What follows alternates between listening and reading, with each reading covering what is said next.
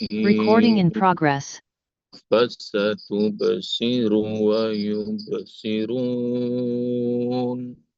بأيكم المفتون إن ربك هو أعلم بمن ضل عن سبيله وهو أعلم بالمهتدين فلا تطع المكذبين ودوا لو تدهن فيدهنون اللهم ارحمنا بالخطأ Fasatubsir wa yubsirun, kelak engkau akan melihat Muhammad dan mereka pun akan melihat. Bi ayyikumul maftun, siapa sebenarnya yang gila di antara kalian. Inna rabbaka huwa a'lamu biman dhalla an sabilihi wa huwa a'lamu bil muhtadin. Sungguh Rabbmu Allah Subhanahu wa taala yang paling tahu mana orang yang sesat dari jalannya dan mana orang yang mendapatkan petunjuk Allah. Fala tuti'il mukazzibin, maka jangan pernah sekali-kali engkau taat kepada orang yang mendustakan ayat-ayat Allah, mendustakan agama Allah. Waddu law tudhinu fayudhinun, dan mereka berkeinginan kalau engkau melunak, mereka pun akan melunak. Dan ayat bunda rahmati Allah Subhanahu wa taala, surat Al-Qalam ini surat Al-Makkiyah, turun di awal-awal Islam muncul di Mekah. Islam dalam kondisi marginal, sedikit, minoritas, orang-orangnya juga kebanyakan kaum proletar, dan Islam ini agama pembebasan, agama yang berpihak pada kebenaran, agama yang toleransi terhadap kebaikan, namun tidak ada toleransi sedikit pun dalam urusan ibadah akidah.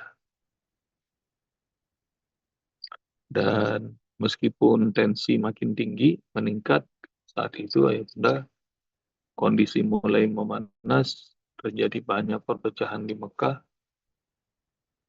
apalagi harus berhadapan dengan para pembesar Mekah yang kebanyakan pamannya Rasul sendiri. Mereka yang nggak mau menerima kebenaran. Ini yang terjadi. Nanti kau akan lihat siapa yang sebenarnya gila, Muhammad. Allah yang Maha Tahu terhadap orang yang sesat, dan Allah yang Maha Tahu siapa yang mendapatkan petunjuk Allah. Sebab itu fala tuti'il mukazzibin, maka janganlah engkau taat kepada orang-orang yang mendustakan ayat-ayat Allah, mendustakan agama Allah. Enggak usah taat. Waddu law tudhinu fayudhinun, mereka berharap engkau melunak, dan mereka pun juga akan melunak. Ini strategi ya Bunda yang dikasih tahu sama Allah Subhanahu wa taala. Meskipun dalam kondisi yang sempit, dalam kondisi sulit, dalam kondisi apapun, kalau ngambil pelajaran pertama dari ayat ini adalah dalam kondisi apapun, maka pegang akidah, pegang tauhid. Nggak ada toleransi dalam apapun yang berurusan sama akidah, sama ibadah. Nggak ada toleransi. Meskipun mereka punya dunia, kita nggak punya. Meskipun mereka punya harta, kita nggak dikasih. Meskipun jumlah mereka banyak, kita sedikit. Meskipun mereka lapang, kita sempit. Kalau dalam urusan muamalah, dalam urusan interaksi sosial, bisa berinteraksi. Dan kita boleh berinteraksi dengan siapapun juga. Tapi kalau dalam urusan akidah, dalam urusan tauhid, dalam urusan ibadah, nggak bisa toleransi. Maka ini yang penting bagi orang-orang beriman, mengetahui batas toleransi. dengan ilmu, dengan pengetahuan, al-haq itu jadi nikmat. Kebenaran itu jadi asik dipegang. Tapi kalau nggak ngerti ilmunya, sotoy. Ada komentar. Udah sih, emang kenapa sih ngucap selamat Natal? Kan ini toleransi.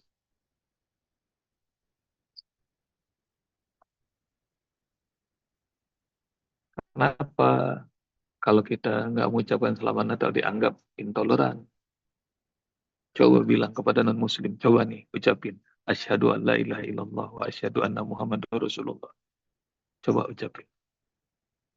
Mereka juga nggak mau. Seperti Abu Lahab, Abu Jahal, Abu Sufyan, dan para pembesar orang-orang kafir Quraisy saat itu. Kalau disuruh ngomong ilahun wahid, ilah itu sesembahan itu cuma satu. Nggak bisa, mereka nggak mau itu. Karena itu, ayah bunda pelajaran buat kita nih, orang-orang beriman, tidak ada toleransi dalam urusan akidah, ibadah, tauhid, tidak ada toleransi.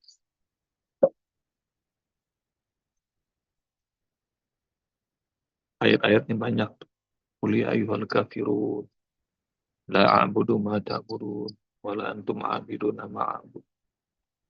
Sampai selesai. Sampai ayat lakum dinukum waliyadin. Itu ayat, itu surat, isinya 6 ayat. Allah kasih tahu bahwa dalam urusan akidah, dalam urusan tauhid, dalam urusan ibadah, nggak ada toleransi. Makan satu meja, satu hidangan sama orang Yahudi Nasrani boleh nggak? Jawabannya boleh. Misalnya ya bunda punya keluarga, kerabat, anak, menantu, belum Islam, makan bareng-bareng. Boleh nggak? Boleh. Yang ya bunda lihat dalam surah Al-Maidah. Wa ta'amul ladzina utul kitaba hilul lakum wa ta'amukum hilul lahum.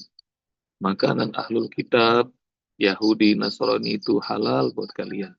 Dan makanan kalian itu halal buat mereka. Jadi urusan makan satu meja nggak ada masalah.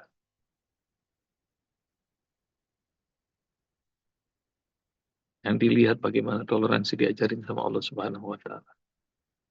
Ini belum bicara tentang halal haram makanan atau sesembelihan, bunda. Tapi Allah ngajarin dalam urusan makan satu meja boleh. Mereka memberikan makan, kalau mereka merayakan Id mereka, hari raya mereka, terus ngirim makanan ke kita. Terima, boleh makan. Apalagi kalau lagi lebaran Cina, apa namanya tuh, wong si facai, saya menungguin dodolnya itu enak. Bunda tahu nggak tuh dodol Cina? Enak.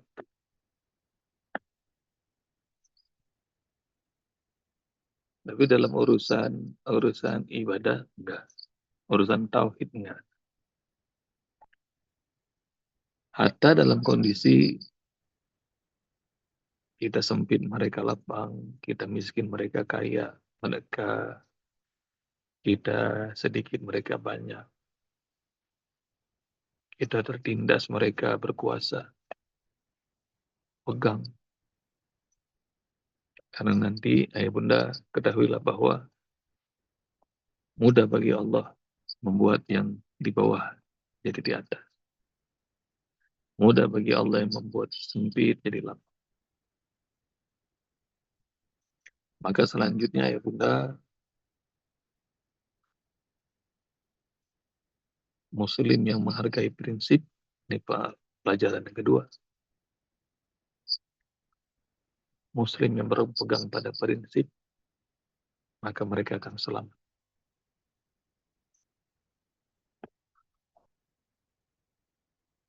Jangan ikut-ikutan.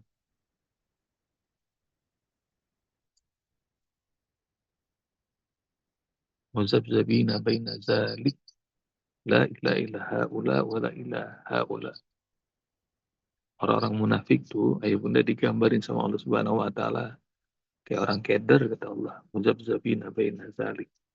Kalau ada orang Islam lagi berjaya, mereka ke sono ke kanan. Kalau misalnya orang kafir yang berjaya, mereka ke sono ke kiri. La ilaha illa haula. Ntar nggak dianggap sama kelompok Muslim, nggak dianggap sama kelompok kafir, nggak dianggap. Cari itu ayatnya ya bunda. Dari kita ngerti. Allah mengatakan al munafiqina fi darkil asfali minan nar. Orang munafik itu kelak mereka akan berada dalam dasar neraka.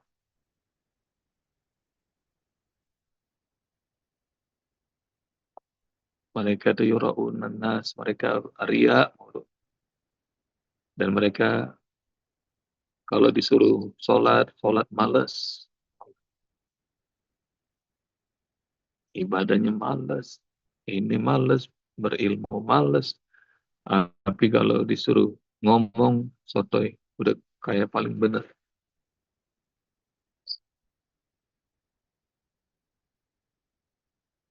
Ikut-ikutan, pragmatisme. Mana yang lagi cuan, dia ikut. Maka ntar ke sono kagak di aku, sono nggak di aku. Pegang prinsip, ya bunda. Muslim tuh pegang prinsip. Hatta kalau segala-galanya ada yang bisa dimakan karena semuanya haram, maka dia bisa bertahan. Karena khawatir. Khawatir akan murka Allah Subhanahu wa ta'ala. Semua mau nih haram, maka dia bertahan. Ingat waktu lagi ke dakwah ke Korea Selatan disponsori sama sebuah bank syariah, dikasih hotel bintang 5 di Seoul. Lalu kita sarapan dulu kata Pak Dirut. Ayo, nah, sarapan di hotel. Dan sarapannya kita celingukan. Sarapan apa nih kita? Insya Allah, Alhamdulillah, masih banyak buah dan salad. Memakan buah dan salad.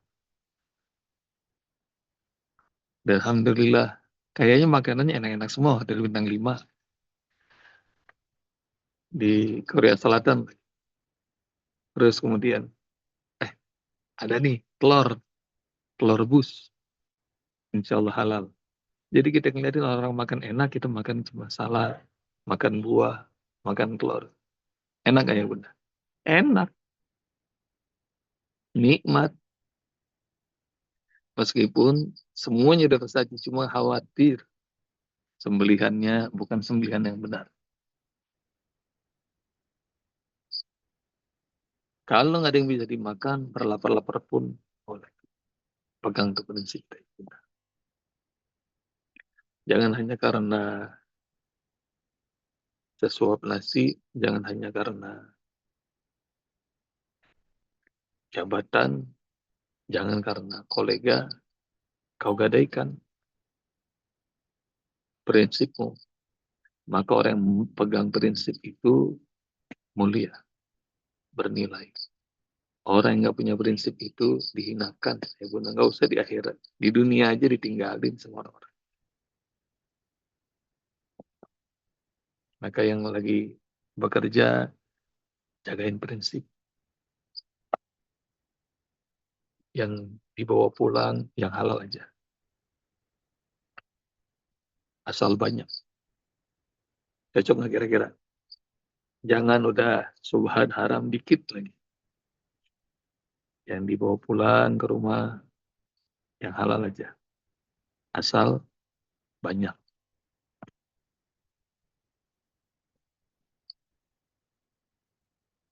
Waddu lau tudhinu fayudhinun. Adalah nggak usah pakai OTT. Jangan bersih-bersih amat. Kalau bersih-bersih amat nanti aja di surga. Ini lagi jagain prinsip, lagi bicara tentang value, nilai, kemuliaan, malah macam-macam. Ditawarin yang aneh-aneh. Bunda, nggak usah dalam urusan tauhid ibadah. Dalam urusan nafkah aja. Rasulullah SAW bersabda, nanti ayah bunda cari hadisnya. Kululah min nabata min haram pannar aulabi. Setiap daging yang tumbuh dari barang yang haram, maka neraka tempat. Setiap daging yang tumbuh dari barang yang haram, neraka tempat. Kebayang sama ya bunda kalau yang masuk alkohol. Kebayang sama ya bunda kalau yang masuk tuh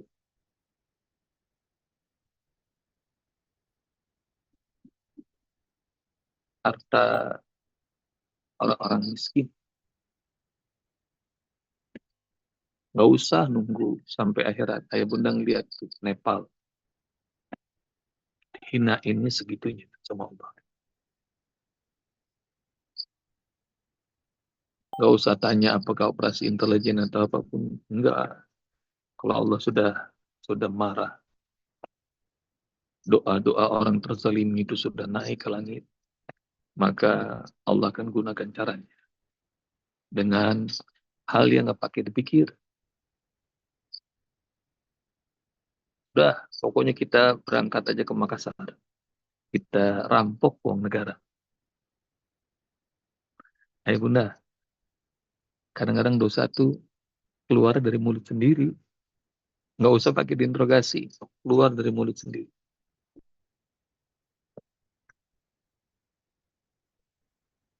Dan bercanda ngomongnya, tapi beneran dicopot. Langsung. Karenanya tuh ayah bunda belajar prinsip, kalian akan bernilai. Di Indonesia ini banyak sekali orang-orang yang megang prinsip. Kalau mau jadi polisi, katanya, kata Gus Dur, polisi jujur tuh cuma dua. Polisi tidur sama Pak Hugeng. Gitu. Dan ayah bunda, barangkali ayah bunda lebih ngerti dari saya karena kalian lebih berumur dari saya. Bagaimana Jenderal Hugeng hidup miskin, nggak punya apa-apa, tapi belajar ayah bunda. Beliau yang hidupnya pas-pasan, tapi pegang nilai, punya prinsip, ada value dalam hidupnya. Maka udah puluhan tahun beliau meninggal dari jutaan kali polisi yang pernah ada di Indonesia ini. Nama beliau masih kedengeran.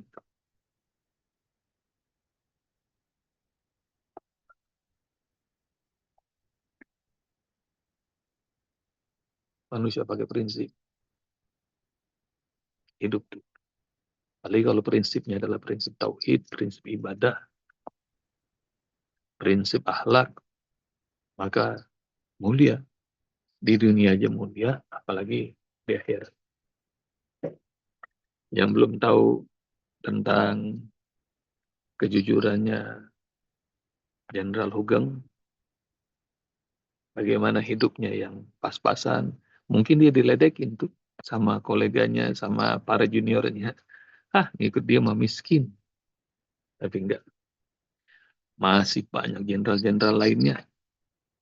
Puluhan, ratusan, bahkan ribuan yang hidup setelahnya. Tapi yang dikenang, nggak ada yang ngalahin tuh Jenderal Hugeng.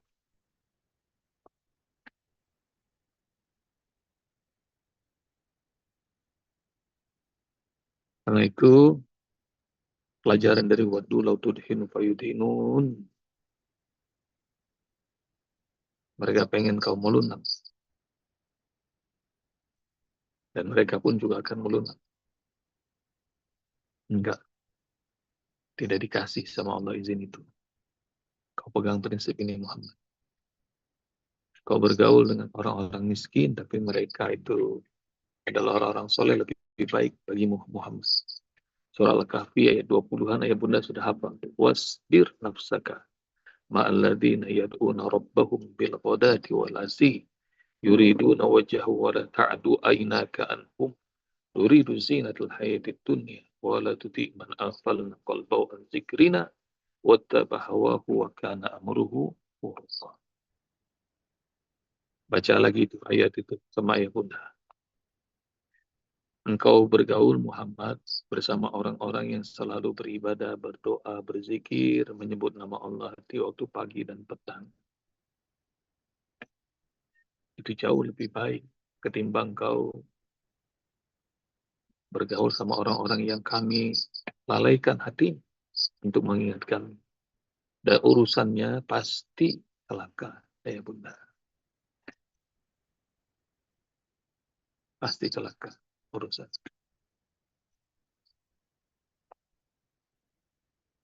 Dan nanti nikmati sama ya bunda. Hidup memakai prinsip dalam ketaatan sama Allah. Dalam urusan-urusan yang besar seperti akidah, tauhid, ibadah. Bahkan sampai urusan-urusan yang remeh. Urusan muamalah, urusan apapun juga. Pakai prinsip.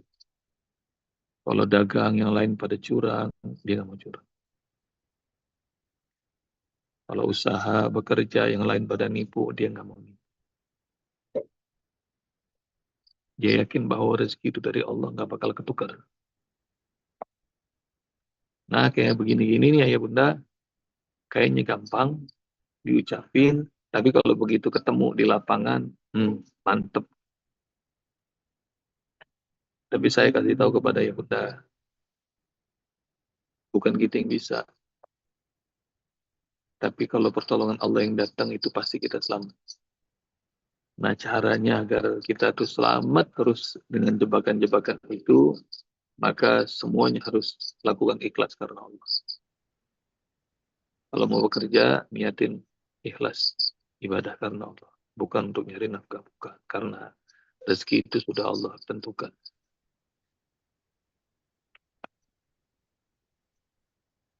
Kalau mau ke rumah teman, niatin karena Allah. Bukan buat ngerumpi, bukan buat arisan, bukan buat hangout. Termasuk nanti kita mau ke Banten tuh niatin silaturahim karena Allah.